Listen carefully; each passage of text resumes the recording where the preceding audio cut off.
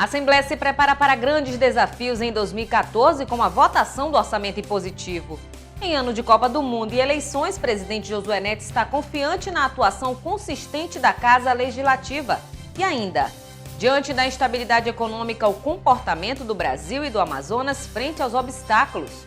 As principais notícias do Parlamento Estadual agora no Alean Notícias. Boa noite. Após fechar 2013 com avanços políticos e sociais, o Poder Legislativo volta aos trabalhos no próximo dia 4 de fevereiro com grandes desafios. Na pauta, a PEC do orçamento impositivo, que garante ao deputado indicar onde parte do recurso do Executivo deve ser aplicado. Outra missão do Legislativo é a conclusão do relatório da CPI da telefonia, que no ano passado ouviu as reivindicações de usuários em 27 municípios. E depois de atualizar a Carta Magna do Estado, a Assembleia se prepara para democratizar o acesso às leis com a distribuição do material. Com o fim do recesso parlamentar, o Poder Legislativo inicia os trabalhos em 2014, já com uma gama de desafios para os parlamentares. Entre eles, a votação da PEC do orçamento impositivo, a distribuição de exemplares da Carta Magna do Estado à população e a conclusão e leitura do relatório da CPI da telefonia. Os detalhes com Suzane Lemos. É isso mesmo. Fazendo um panorama dos trabalhos realizados pela Comissão Parlamentar de Inquérito de 2013, podemos constatar que a primeira fase dos trabalhos, em que a população do interior do Estado pôde expor opiniões sobre o atual sistema de telecomunicações, foi concluída, assim como a segunda fase, realizada no Poder Legislativo, como os depoimentos de órgãos que serviram de testemunha para o processo investigativo. Durante as reuniões, também foram ouvidas as maiores denunciadas, as operadoras de telefonia que atuam no Estado, que, de acordo com o presidente da comissão, o deputado Marcos Rota, não foram ouvidas como testemunhas. Esclareço que a regra do artigo 53, inciso 1 do regimento dessa Casa, possui uma redação defeituosa. Prevê que os depoentes sejam ouvidos como testemunhas ou indiciados. Contudo, quem é objeto de investigação não é testemunha contra si mesmo, tampouco é indiciado, já que depor nessa condição significaria a antecipação de um juízo indiciário de culpa. Assim, a interpretação que se estabelece nesse caso é de que a empresa TIM será ouvida como investigada nessa comissão parlamentar de inquérito. Após as oitivas, parlamentares da comissão apresentaram às empresas o termo de ajustamento de conduta, TAC, para que soluções sejam realizadas mediante os problemas apresentados. Mas as operadoras pediram tempo para adequação ao termo, o que prorrogou a conclusão do processo.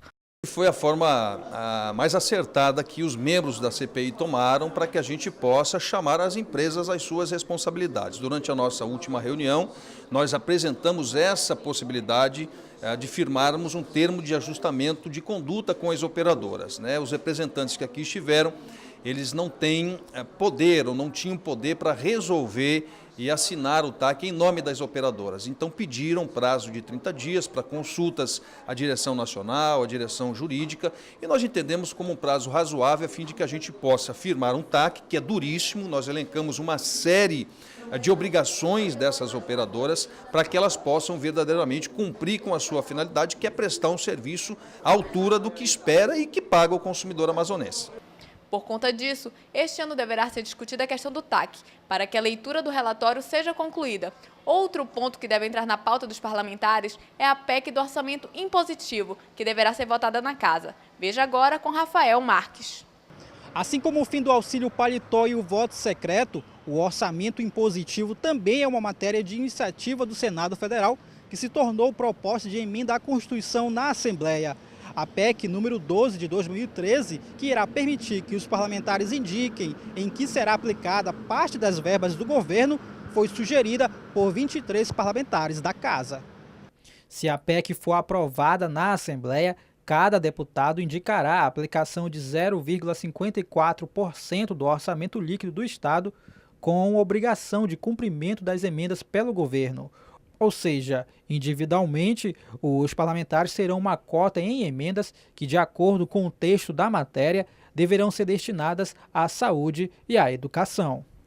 Parlamentares destacaram a importância da iniciativa. Eu penso que o orçamento impositivo ele é um passo importante, o primeiro passo, que é garantir as emendas parlamentares, mas o passo seguinte tem que ser dado, que é garantir também que a população possa decidir a aplicação de parte desses recursos do orçamento e que também essa parte do orçamento decidida pela população também tenha uma natureza impositiva.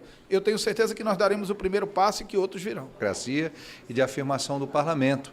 Se nós não podemos sair da situação hoje, que é muito ruim, para a situação ideal, mas podemos dar um passo positivo nessa direção, por que não fazê-lo?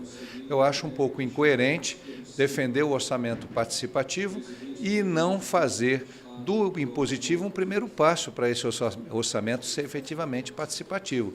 É um passo pequeno, mas é um passo importante na direção da democracia, da participação da sociedade e da afirmação do direito e do dever de cada parlamentar de bem representar a sociedade na discussão e na elaboração do orçamento público. Porém, há quem seja contra. Segundo o líder do PT na Assembleia, deputado José Ricardo, a população precisa ser ouvida durante o processo de elaboração do orçamento anual.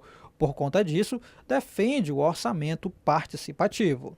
O participativo significa o poder executivo criar os meios para a população participar do debate, conhecer a proposta, verificar emendas, sugestões, prioridades. Nós precisamos caminhar para isso aí. É o projeto que eu tenho nesta casa desde 2011, que está parado e que não anda. Que, portanto, esse é o caminho correto. Ouvir do povo, que é o dono do dinheiro, o que fazer com o dinheiro público. Mesmo sendo a favor da proposta, o governador Omar Aziz destacou a necessidade de se criar critérios para a aplicação adequadas das verbas, além de evitar o uso eleitoral das cotas. Nós temos que saber bem como avaliar, você tem que regulamentar bem direitinho para não haver, muitas vezes, por equívoco, um desperdício. Então, eu acho que a participação dos deputados é importante, né? Não valeria para esse ano, parece que só vale para o ano que vem, uma informação que eu tenho. Mas eles mesmos têm a preocupação para que você não faça uma emenda ao orçamento, que em vez de você ajudar, você acaba prejudicando. De acordo com o presidente da Casa, deputado Josué Neto, a proposta deve ser votada este ano. Isso porque há um consenso entre os deputados para que o orçamento impositivo passe a ter validade somente em 2015. Além disso, está previsto para abril deste ano a distribuição de exemplares da Carta Magna do Estado, que já está atualizada. É com você, Pérola Paula. A Constituição do Amazonas foi editada há pelo menos 23 anos. Por conta disso, os deputados da Assembleia Legislativa do Amazonas sugeriram uma revisão para adequar a Carta Magna ao texto da Constituição Federal. Em 2012, a proposta foi levada a plenário e aprovada por unanimidade pelos parlamentares. Em 2013, a adequação do texto foi concluída e para este ano está prevista a impressão e distribuição dos exemplares à população. A comissão especial designada para realizar os trabalhos de readequação da Carta Magna foi presidida pela deputada Conceição Sampaio, que contou com o apoio de juristas e outros parlamentares. Foram mais de 100 sugestões e 60 artigos revisados, apresentados em 3 PECs, o que incluiu a emenda do fim do voto secreto no Amazonas, aprovada no mês de julho de 2013. O que a gente estava esperando para que haja um novo exemplar da Constituição do Amazonas? Justamente as PECs que tramitavam na casa dos colegas parlamentares, porque nesse caso nós não estaríamos só adequando, a gente já fez a parte da adequação, essas PECs elas trazem as inovações da Constituição do Estado do Amazonas. Ainda tramitam outras PECs na casa, mas já há um compromisso do deputado Davi Almeida, logo em fevereiro, a gente colocar para votação essas PECs de outros colegas, aí a gente forma e aí sim o presidente da Casa, o deputado Josué Neto, faz o novo exemplar, edita o novo exemplar da Constituição do Amazonas. A nova Constituição será transformada em livro para ser distribuído gratuitamente em cópias impressas e digitais, além de uma edição traduzida para o sistema Braille. E com a proximidade do início dos trabalhos, o presidente da Casa, deputado Josué Neto, traçou um panorama sobre as perspectivas para 2014 no Parlamento Estadual. O ano terá um calendário movimentado, com a realização da Copa do Mundo, além das eleições para cargos no Executivo e Legislativo. Ainda assim, Josué Neto aposta em uma atuação consistente da Casa Legislativa. 2014 será decisivo para trabalhos que estão sendo desenvolvidos pelos deputados da 17ª Legislatura. CPI da telefonia e a revisão da Constituição do Estado devem ter uma resolução ainda no primeiro semestre. Além disso, em junho, o mundo inteiro estará de olho em Manaus, subsede da Copa do Mundo, o que deve tornar ainda maior a responsabilidade do parlamento em atender também os interesses do homem do interior. Josué Neto declarou que conversou com os demais deputados para que todas as sessões plenárias tenham quórum suficiente. O presidente afirmou ainda estar atento às limitações impostas pela legislação eleitoral. Contudo, enquanto houver possibilidade, a Casa realizará o máximo de audiências públicas no interior do Estado, como forma de democratizar o trabalho legislativo. Os deputados estaduais devem ter muito mais responsabilidade, que nós devemos muito mais ter atenção com a população, principalmente por uma questão que já é antiga, que é a questão do quórum, né, que nós devemos ter na casa para realizar as sessões. Fora isso, nós tivemos um ano de 2013 muito tranquilo, um ano em que realizamos muitas sessões nos municípios, que vamos continuar nesse ritmo até que a legislação eleitoral nos permita, né? Então eu tenho certeza de que esse ano de 2014 vai ser um ano muito próspero, um ano que o trabalho vai prosperar, que nós vamos estar ainda mais perto da população, que nós vamos estar nos municípios, que a Assembleia Legislativa não mediu nenhum tipo de esforço para fazer com que o deputado pudesse exercer seu mandato. Então eu tenho certeza de que se nós tivermos muitas conquistas em 2013, em 2014 também será um ano muito bom para o povo do Amazonas. Segundo a Procuradoria da Assembleia, a partir de 5 de julho é vedada a publicidade institucional dos atos, programas, obras, serviços e campanhas da ALEAN, salvo em caso de grave e urgente necessidade pública, assim reconhecido pela Justiça Eleitoral. As manifestações dos deputados em plenário devem se restringir a opiniões, palavras e votos decorrentes das atividades parlamentares, sendo que qualquer excesso deve ser evitado. Junho de 2013 vai continuar marcado pela onda de protestos que levaram milhares de pessoas às ruas em todo o Brasil. Uma das reivindicações foi o fim da corrupção. Uma mini-reforma política foi aprovada no Congresso Federal e já tem validade para a eleição deste ano. Entenda as principais mudanças na reportagem de Adriano Castro. O uso de bonecos gigantes, comuns em época de eleição, agora está proibido. A proibição também continua para propaganda como cartazes, placas, muros pintados em bens particulares, mas fica permitidos adesivos com tamanho máximo de 40 por 50 centímetros. Propagandas em vias públicas, em cavaletes e cartazes não serão permitidas. Bandeiras e mesas para a distribuição de material, contando que não dificultem o trânsito de pessoas e veículos, podem ser usados. O texto aprovado obriga a publicação de atas de convenções partidárias na internet em até 24 horas. A contratação de cabos eleitorais fica limitada a 1% do eleitorado em municípios com até 30 mil eleitores. Acima disso, será possível contratar uma pessoa a cada 1.000 eleitores a mais. A mini-reforma eleitoral foi aprovada pelo Senado em setembro do ano passado. Na Câmara, houve alteração no texto e precisou voltar para o Senado, sendo aprovado no dia 20 de novembro. A presidente Dilma Rousseff sancionou a lei no dia 12 de dezembro de 2013. E você vai ver no próximo bloco: instabilidade econômica e eleições Copa do Mundo. Confira os desafios do Brasil e do Amazonas em 2014. Em casa, no carro ou no trabalho, você também pode acompanhar as atividades da Assembleia Legislativa através da Rádio Ali. Sintonize na FM 106,9. E não deixe de saber sobre projetos de lei, agendas e outros assuntos da Casa Legislativa Amazonense. Assembleia Legislativa do Amazonas, cuidando da nossa gente. Um grupo de aproximadamente 70 pessoas se reuniu no último sábado em frente à Assembleia Legislativa para protestar contra a realização da Copa do Mundo FIFA no Brasil, que ocorrerá em junho deste ano. Os manifestantes também pediam mais investimentos em saúde e educação. Às 4 horas da tarde, começaram a chegar os primeiros manifestantes. A concentração do grupo ocorreu em frente à sede da Assembleia Legislativa do Estado. Cerca de 70 pessoas representando diversos movimentos sociais compareceram ao protesto, que foi marcado pelas redes sociais.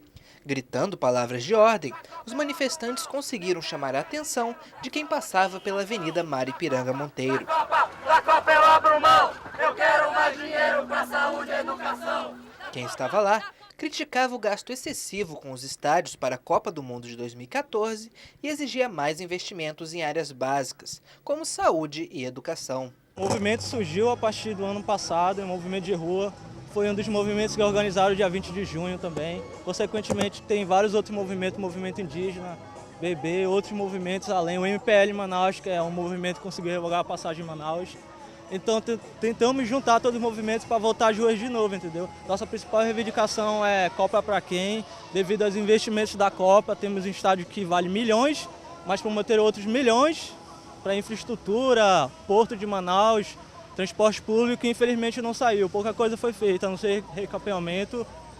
Alguns terminais estão sendo reformados, mas isso perto de milhões investidos em um estádio que provavelmente não vai ser tão produtivo assim no futuro. Isso é pouco, entendeu? Um grupo de aproximadamente 20 índios também se juntou ao protesto.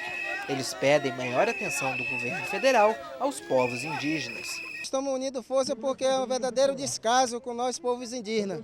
Na verdade, é um desrespeito aos nossos direitos, porque foi milhões para investir na cultura indígena e nenhuma aldeia foi contemplada. Essa é a realidade. Nós vivemos ali no Tarumã, no bairro das Nações Indígenas, um verdadeiro descaso, um verdadeiro desprezo com nós indígenas. Não temos direito de reivindicar, de cobrar e nem direito de voz. Tá? Nós não queremos mais a presidenta da FUNAI e nem o atual coordenador daqui de Manaus. A Polícia Militar esteve presente com o objetivo de garantir que o protesto ocorresse de forma pacífica. Às 17h30, os manifestantes deixaram a sede da Leam e caminharam até o canteiro de obras da Arena da Amazônia, onde encerraram a caminhada. E durante todo o ano de 2014, o Brasil tem alguns desafios a superar e que colocam o país no cenário internacional. Como sede da Copa do Mundo, o primeiro passo é criar condições estruturais para receber o evento.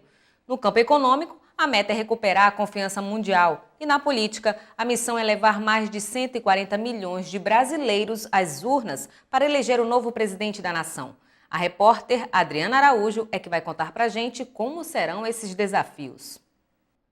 O país vai sediar a Copa do Mundo pela primeira vez depois de 64 anos, mas entra no calendário de 2014 com obras atrasadas e inaugurações adiadas. Para recuperar a confiança da FIFA depois das mortes nas construções das arenas, o governo tem a difícil missão de fazer um torneio num país continental sem grandes incidentes. A tarefa assume contornos ainda mais dramáticos, já que a população pressiona para que os gastos bilionários com o evento deixem um legado palpável, além de estádios novos e reformados. Os jogos têm o potencial para atrair protestos massivos, assim como aconteceu na Copa das Confederações, quando mais de 100 mil pessoas marcharam em direção aos estádios. Além da Copa, as eleições majoritárias são mais um desafio para este ano. Mais de 140 milhões de brasileiros, de acordo com o Tribunal Superior Eleitoral, irão eleger um novo presidente, os governadores de cada estado, deputados federais e senadores. Em meio ao cenário pós-manifestações de junho, o Congresso Nacional tem nas mãos a responsabilidade de aprovar um novo marco civil da internet, que pode resultar tanto em mais privacidade e liberdade de expressão, quanto em mais poder para os provedores. Aliado a isso, o governo brasileiro tem o desafio de recuperar a confiança internacional na economia e mostrar que o país está de fato caminhando para se consolidar como uma grande potência. No meio de tudo isso, o desempenho da seleção brasileira promete. Apesar de confrontar as favoritas Argentina, Alemanha e Espanha, o Brasil fez bonito ganhando a Copa das Confederações. Mas diante do cenário turbulento, a conquista do Mundial pode acabar em segundo plano. Com o Mundial a ser realizado no Brasil neste ano, as principais cidades subsedes da Copa de 2014 correm contra o tempo para deixar tudo pronto para o grande evento em junho. Quando a FIFA divulgou que o Brasil sediaria o Mundial, os brasileiros se viram esperançosos pelas grandes mudanças que ocorreriam no país, como infraestruturas modernas, mais verbas para a segurança nas cidades, a estimulação do turismo e a tão sonhada mobilidade urbana, um gargalo que os governos não conseguem corrigi-lo. Em contrapartida, surgiram também as dúvidas quanto a essas mudanças, principalmente nos gastos que o país iria arcar com o evento. Em Manaus, o antigo estádio Vivaldo Lima foi substituído por um novo, inicialmente orçado em quase 500 milhões de reais. Hoje, o custo atualizado pelo Ministério do Esporte já ultrapassa os 660 milhões, 34% a mais do previsto. Um dos projetos-chave dos executivos estadual e municipal para que Manaus figurasse como subsede da Copa foi o chamado Monotrilho e o BRT, o ônibus de transporte rápido. Projetos esses que, segundo os executivos, mudariam o sistema de transporte urbano da cidade. Juntos, custariam mais de 400 milhões de reais aos cofres públicos. Mas os projetos não saíram do papel. O Tribunal de Contas e a Controladoria Geral da União identificaram irregularidades no edital de licitação e falhas nos projetos. Esses projetos, de fato, não se concretizaram. Os amazonenses terão que conviver com os coletivos que a cidade tem a oferecer. Talvez um dos únicos legados que Manaus pode ganhar neste grande evento será o complexo da Arena da Amazônia. Em visita às obras do novo estádio com o prefeito Arthur Neto e o embaixador do Reino Unido, Alex Ellis, o governador Omar Aziz ressaltou a hospitalidade do povo amazonense, que, segundo ele, é um dos fatores que vai estimular o turismo após a Copa. É o legado que vai deixar para a cidade de Manaus. Se tratarmos bem aqueles que vierem para a Copa, tenha certeza que eles chegarão nos seus países, falarão bem do Amazonas e de Manaus e outras pessoas virão conhecer depois da Copa do Mundo a cidade de Manaus e com isso incentiva muito o turismo para o estado do Amazonas. A Arena da Amazônia está com 96% da obra executada. Atualmente, os trabalhos estão na fase de acabamento e mais de 2.000 operários trabalham em todos os setores da obra. A previsão é que o estádio seja inaugurado em fevereiro. Além de o Brasil vencer a Copa de 2014, o país terá que dar show também nas urnas em outubro. Não é isso mesmo, Pérola Paula? É isso mesmo, Rafael. Esse ano os brasileiros vão ter que votar para deputados federais e estaduais, senador, governador e presidente. São muitos nomes para escolher e muitos fatores deverão influenciar na decisão de cada um. É nas eleições de 2014 que poderão vir à tona os reflexos das manifestações realizadas pela população no ano de 2013. Na avaliação da jornalista Ivânia Vieira, as manifestações tornaram-se um marco na história do país, gerando mudanças nos 3 poderes. Essas arenas de lutas deram uma boa chacoalhada nos poderes que estavam muito acomodados.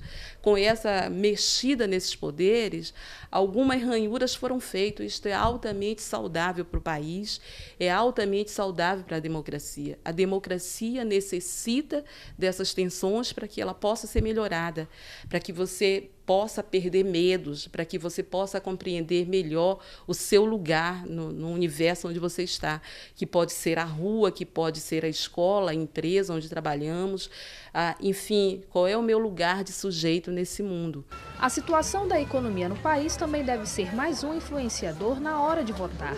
A alta inflação logo no início de ano pode representar dificuldades para a reeleição da presidente Dilma Rousseff. Além disso, o lançamento de novos nomes, como Eduardo Campos, do PSB, e Aécio Neves, do PSDB, também podem deixar acirrada a disputa pela presidência.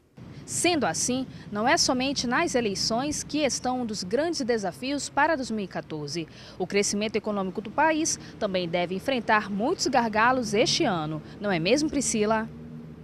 De fato, Pérola, o crescimento da economia em 2014 ainda é incerto.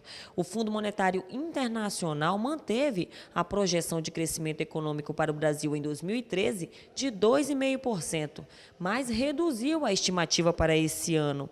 Com isso, o Brasil ocupa a última colocação entre os países emergentes em 2014. Segundo a entidade, a inflação mais alta reduziu a renda real dos brasileiros e pode pesar sobre o consumo que vem segurando o crescimento da economia do país nos últimos anos. Ainda de acordo com o FMI, as eleições presidenciais em 2014 podem atrapalhar o crescimento do PIB.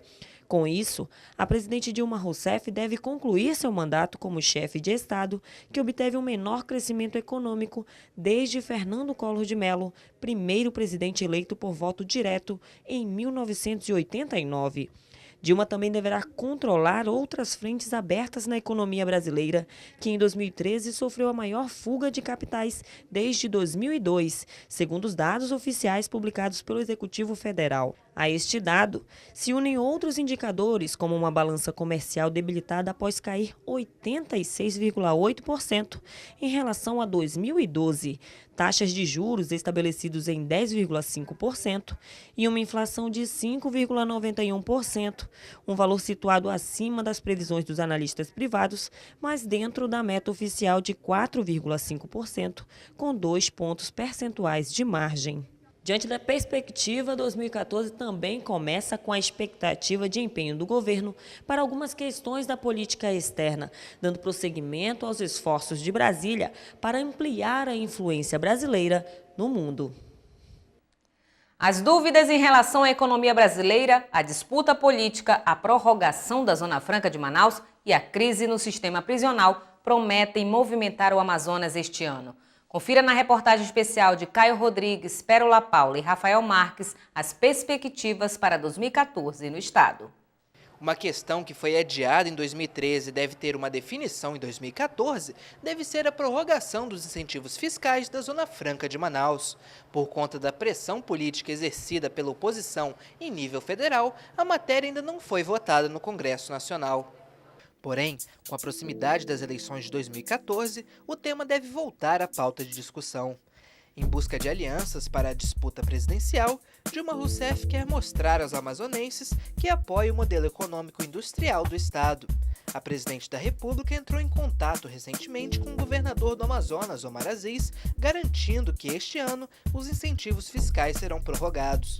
Dilma Rousseff afirmou que irá mobilizar a base aliada no Congresso para agilizar a aprovação da emenda constitucional que assegura o benefício por mais 50 anos.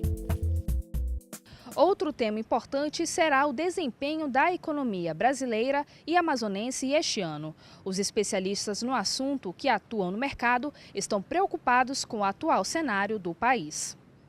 O relatório Focus do Banco Central, divulgado esta semana e que reúne a opinião de mais de 100 instituições financeiras brasileiras, aponta um cenário desanimador.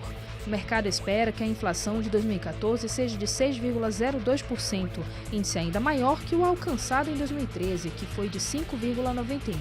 Já o crescimento do Produto Interno Bruto esperado pelos especialistas é de 1,91%, índice muito diferente do estimado no orçamento do governo federal, que é de 3,8%. Apesar destes números, 2014 pode sim ser um ano de oportunidades. A realização da Copa do Mundo de Futebol pode gerar diversos empregos e alavancar a economia do Amazonas durante a realização do evento, especialmente na área do comércio. Nós acreditamos que vai ser injetado um volume grande de dinheiro ainda para a Copa do Mundo. A própria eleição vai acontecer isso. Acreditando nisso, é que nós temos aí um 2014 ainda muito bom. Nós, do estado do Amazonas, da cidade de Manaus, fizemos o nosso dever de casa, que foi exatamente dar um emprego, onde essa máquina de emprego cria renda, onde essa cria renda, ela simplesmente melhora a venda no comércio. Nós, no momento que nós tínhamos a crise, nós não desempregamos. E isso aí está mostrando exatamente que nós podemos ultrapassar essa situação, e quando mais as empresas derem emprego, com certeza menos problema social nós temos. Mas não é só na economia que encontramos desafios para 2014. Um relatório organizado por uma ONG internacional, o HRW, divulgado neste mês, apontou que o Brasil ainda enfrenta sérios desafios em relação aos direitos humanos, sobretudo quando o assunto é o sistema prisional do país.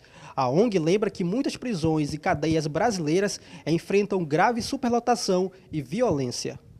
De acordo com o relatório, a população carcerária brasileira cresceu quase 30% nos últimos 5 anos e já passa dos 500 mil presos, 43% a mais do que pode suportar o sistema carcerário. A entidade acredita que os atrasos no julgamento de presos pelo Poder Judiciário contribuem para a superlotação. Só para se ter uma ideia, 200 mil ainda aguardam ser julgados. Em um outro relatório, desta vez por uma ONG nacional, Justiça Global, fez um levantamento das 6 piores prisões do país. Pedrinhas, no Maranhão, Central de Porto Alegre, no Rio Grande do Sul, Complexo do Curado, em Pernambuco, Urso Branco, de Rondônia, Cadeia Pública Osasco 1, de São Paulo e Raimundo Vidal Pessoas, do Amazonas. O presidente do Conselho Nacional de Justiça, ministro Joaquim Barbosa, quando esteve no estado em setembro do ano passado para o mutirão carcerário, lamentou a situação da cadeia pública e disse que o sistema prisional precisaria de medidas urgentes. Na ocasião, o CNJ recomendou que o estado desativasse a unidade. Durante o período do mutirão carcerário, o CNJ vistoriou ainda 2 unidades dos municípios da região metropolitana da capital, a de Iranduba e de Manacapuru. Durante a visita, ficou também constatada a superlotação nessas unidades. Em dezembro do ano passado, a Assembleia Legislativa realizou uma audiência pública para tratar do excesso de lotação nos sistemas prisionais do Amazonas. Em audiência, a Secretaria de Justiça e Direitos Humanos divulgou que a quantidade de presos nos sistemas carcerários do estado já ultrapassavam 100% das vagas. Das 3 mil existentes, os presídios já possuíam mais de 8 mil internos. Segundo o representante do grupo de monitoramento carcerário, muitas das vezes a causa da superlotação está ligada à falta de condições dentro do presídio para o cumprimento da pena. Temos visto que, em alguns casos, o problema de lotação ele se avoluma com a falta de condições dentro do presídio para o cumprimento da pena, que vai desde a falta do espaço físico até o problema de dignidade no cumprimento da pena, onde faltam coisas básicas que vão desde produtos de higiene pessoal até espaço físico dentro da cela. Para o Conselheiro Nacional dos Direitos Humanos, Renato de Almeida, é preciso que haja um diálogo entre o governo e a sociedade, junto com o judiciário, para que possam encontrar uma solução para o problema dos presídios. Se você for fazer uma entrevista com a maioria dos presos, ele tem as mesmas respostas. Por que está aqui dentro? Eles respondem, porque aqui dentro é melhor do que lá fora.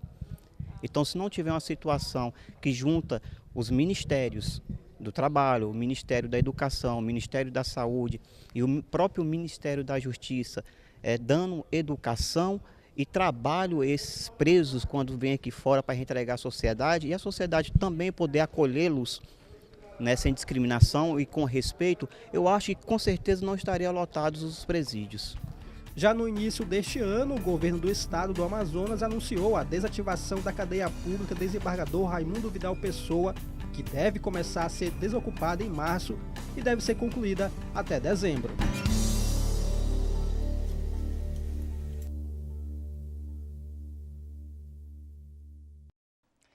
E veja agora o que foi destaque no Alean Notícias de hoje. A Assembleia se prepara para grandes desafios em 2014 com uma votação do orçamento impositivo. Presidente Josué Neto está confiante na atuação consistente da Casa Legislativa em 2014. E mais, os desafios econômicos, sociais e políticos do Brasil e do Amazonas. E nós ficamos por aqui. Mais informações sobre a atuação parlamentar, acesse o site ali.am.gov.br. Esta edição também estará disponível no YouTube no canal Alean. Uma ótima noite para você e até amanhã.